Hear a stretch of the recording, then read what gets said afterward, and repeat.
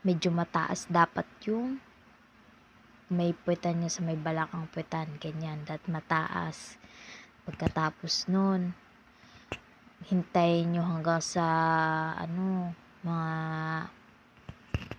basta matagal-tagal dapat, mga 1 minuto o 3 minuto, ganyan, basta tagalan nyo yung habang nakaganon, habang nakataas.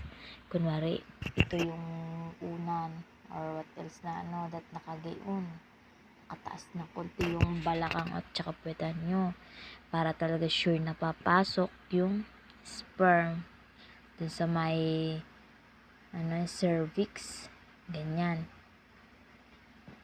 dun sa may pabilog niya sa loob natin.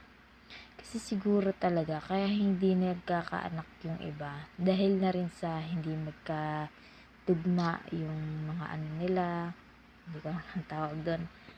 Tapos baka naman natatakpan ng taba yung pinakabilog ninyo. Kaya kung ako sa inyo, kung mataba po kayo, puriyan na lang po, sorry.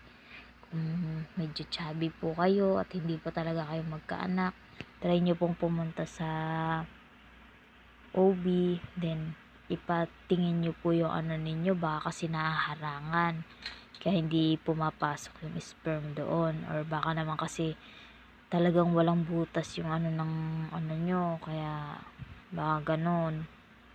Try nyo lang, wala namang masama, diba? Basta kung gusto nyo talaga magka-baby, ganun na lang. Yun lang.